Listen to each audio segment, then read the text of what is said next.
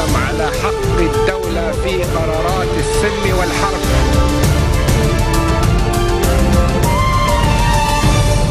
Good afternoon. You're watching the English newscast on Future Television. I'm Linda Tamim, and these are today's top stories. Snow continues to fall on mountainous areas across Lebanon, blocking roads, closing schools, and leaving thousands stranded in their homes.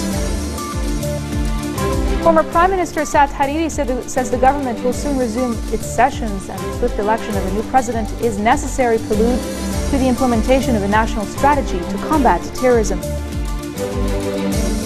And UN mediator Jamal Ben Omar says Yemen's rival parties have agreed on a People's Transitional Council to help govern the country and guide it out of a political crisis. Snow has continued to fall on mountainous areas across the country, blocking roads, closing schools, and leaving thousands stranded in their homes. Dozens of villages in the eastern, northern, and southern parts of the country were cut off by the blizzard. Schools across the country abided by Education Minister Ilyas Boussab's decision to shut down today and Saturday due to the storm. Snow reportedly fell at elevations as low as 300 meters. In the north and Mount Lebanon, water levels rose in rivers as heavy rains resulted in massive flooding, causing several roads to collapse. Former Prime Minister Saad Hariri says the government will soon resume its sessions, adding that the swift election of a new president was a necessary prelude to the implementation of a national strategy to combat terrorism. Speaking to a delegation of Arab ambassadors at his residence in downtown Beirut, Hariri said he had spoken with Prime Minister Tamam Slam and other relevant officials regarding the matter. The government did not hold its weekly meeting on Thursday, and Salam, who flew to Rome on a private trip, stressed that the cabinet will only resume its meetings after a new decision-making mechanism can be agreed upon. The government began exercising the powers of the presidency on May the 25th of last year, when the post became vacant. Since then, members of the 24-member body have insisted on the unanimous approval of decisions and decrees, significantly reducing its productivity. The Council of Maronite Bishops has welcomed the dialogue among the country's different factions, hoping it will lead to the election of a new president.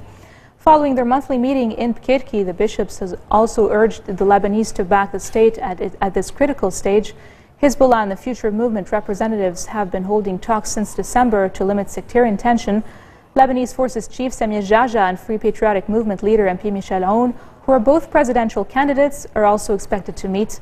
The council lamented that social and economic conditions have worsened and security threats have increased in Lebanon. They praised the army and security forces for confronting terrorists and urged everyone to support them. Progressive Socialist Party leader MP Walid Jumblat says all political powers share the same responsibility to prevent the country from slipping into chaos. In a speech at the Druze Spiritual Council, Jumblat stressed that dialogue between the Future Movement and Hezbollah seeks to diffuse the Sunni-Shiite tension.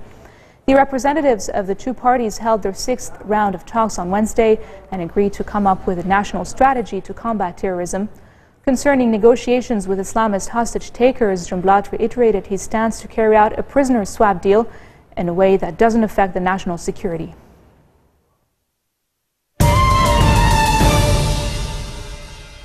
UN mediator Jamal Ben Omar says Yemen's rival parties have agreed on a People's Transitional Council to help govern the country and guide it out of a political crisis.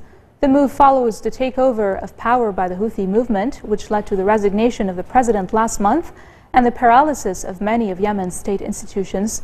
The new deal stipulates that the current parliament, dominated by ousted President Ali Abdullah Saleh's party, will remain in place. Instead of the traditional upper house, a new transitional council will consist of traditionally unrepresented sectors among Yemen's formerly independent south, women and young people.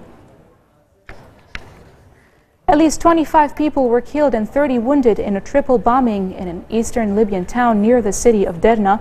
Security sources say the simultaneous attacks targeted police headquarters in Al-Qubba, as well as the home of the Speaker of Libya's parliament and a petrol station.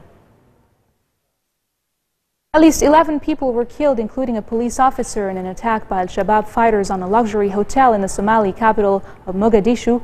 Police sources say the central hotel in the heart of Mogadishu was hit by a two-car bomb explosion, followed by heavy gunfire after attackers stormed into the building. Al-Shabaab claimed responsibility for the raid, claiming it had killed more than 20 senior government officials in the attack. And coming up next, we continue with inspirational women with our very own Yumna Naufal after this.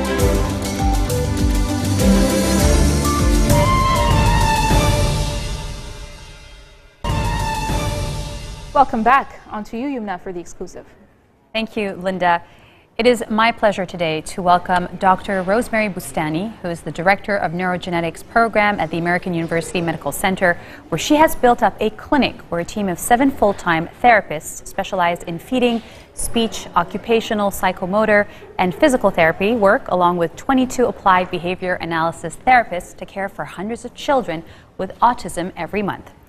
At the American University of Beirut, she established the first inpatient psychiatry unit at AUBMC, where she introduced permanent child psychology and psychiatry and psychometric services. I'm glad I said those right. Welcome, Dr. Bustani. Thank you. Thank you for being with us today. My first question to you is, it just seems like autism is something that people don't like to talk about, especially in Lebanon. And you came back from the United States. It was a decision you made 8 years ago, am I correct? Correct. And really shed light on this problem that they have here. So why? Why did I come back from the US? Why did you come back for the US? Well, it was kind of a pivotal year for Lebanon when I took my decision. It was a complex decision. AUB made me an offer I couldn't refuse. It was attractive in what I could potentially build and new things that I could establish. And unfortunately, it was the year Prime Minister Hariri was killed, and I was in the US at the time, and I had come back after that, and I was overwhelmed and delighted to see how the Lebanese came together, how the tragedy brought the Lebanese together, and I felt that maybe my country is ready, and I should maybe go back and contribute in Lebanon like I had for a number of years in the US. And there's also this thing of being pulled back home, you know, as somebody once said, I want to walk where once I used to run. So you always have this pull of wanting to come back home. And I'm so glad I took that decision. You took that decision. You also started your very own clinic. I want our viewers to hear about this because, again, this is something that is not very spoken about publicly. So it's autism and, as you were telling me before the newscast, children with specialized needs? Yes. So we call our clinic at AUB the AUBMC Special Kids Clinic. And I've always wanted to do this. When I first came, you know, there was culture shock when I came from the US, where services are so abundant, and whatever your patient needs, you can hook them up. And I came here, and it was like a desert initially. It wasn't a desert, but it was very hard to coordinate services. Like if I had a child who needed speech therapy but also needed physical therapy, I would have to send them in like 2 or 3 different directions. And there was no coordinated care that was done in team-like fashion, which met and where the interest of the child was the most important thing, and where the team communicated, be they the pediatric neurologist, meaning myself, the pediatrician, the therapist, and so since I first came, I've been trying to do this. To put them all together in one clinic? To put them all together, and it took a long time, and the previous dean was very supportive, and you know, we were trying to get it to get off the ground, and the present dean was also supportive, though it rings in my ears. He said, okay, we'll do this, but will you get any patients? And now we're so inundated with patients that they're having to more than double our space so we can meet the need. You told me before the newscast as well, we were talking about statistics, and it's not yet in paper, so it's all a little premature, but however, you did do some statistical study and research on the number of autistic children in Beirut and the Mount Lebanon area. Yes. And you said that it could be approximately 1 in 67 children will develop autism. Let me just say that this work was done in collaboration with Dr. Monique Shaya from Public Health at the American University of Beirut, together with her graduate student, Mrs. Dalia Saab. And we designed it to, you know, it takes a long time to do these studies, so it was 2 years in the making.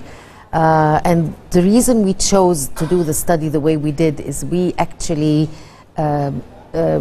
picked nurseries that have been registered in the Lebanese government, and we sampled them in a scientific way and sent questionnaires. There's something called the MChat, which is a very good identification tool, and it's a series of questions that a parent answers, and then someone can go over the answers and score whether the child is at risk of autism or not. And it's ideal to be done in nurseries because it is validated between like 16 months of age and 3 years. So we did that, and it was done in a very scientific way, and it looks like the incidence is 1 in 67 for both boys and girls. Now, as I said, it hasn't been published yet, but we're working on it. It's still a pretty big number, according to Lebanese standards. It is in the population that we have here. It's as high as it is in the U.S., a little bit higher. It's 1 in 68 in the U.S. It's 1 in 67 in the 2 areas that we sampled. Ideally, we'd like to sample all of Lebanon. Lebanon has always considered talking about autism and special needs as a taboo. Why do you think that is? And do you think we are moving towards a little more open-mindedness, I guess would be It's a very nice term that I love. Yes, yes and yes. So one of the things that moved me the most, I was training in Boston at the height of the Civil War.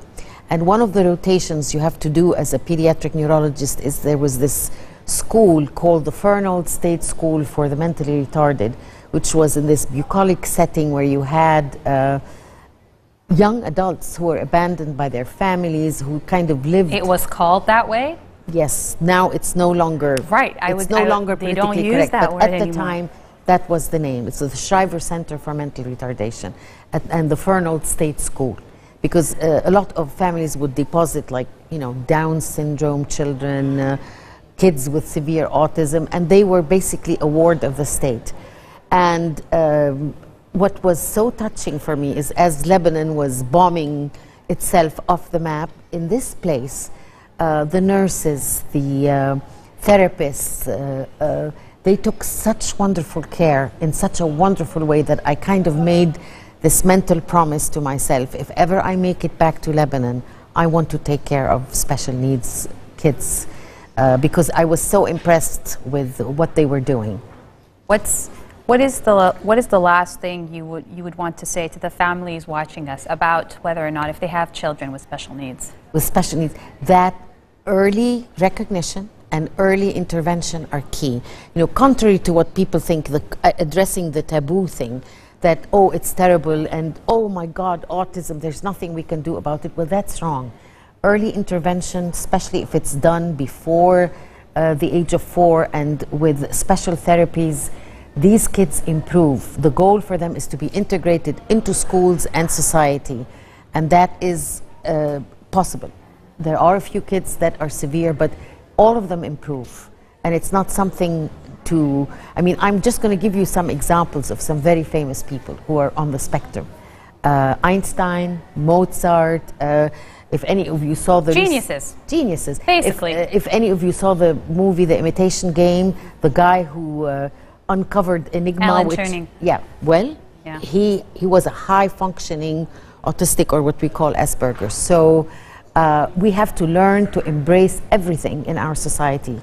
And raising awareness is a big thing for us. Thank you for being here. Thank you so much for being here, Dr. Thank Boustany. you. There's so much to learn, and I'm so happy that we're able to actually convey a message and hopefully make somebody out there who's listening more aware. So thank you for being with us today. Thank you so much for inviting me. That was Dr. Boustany talking about kids with special needs and autism, the importance of it all. Back to you, Linda.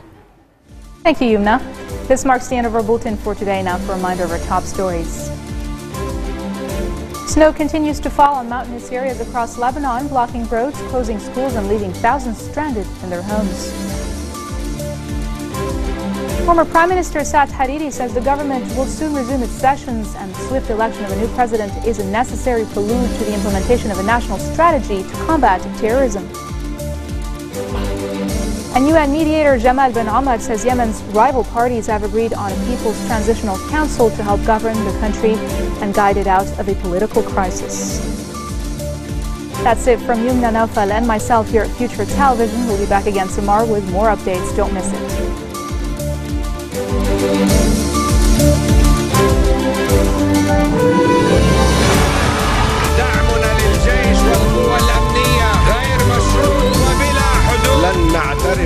بالله بأي حقوق تتقدم على حق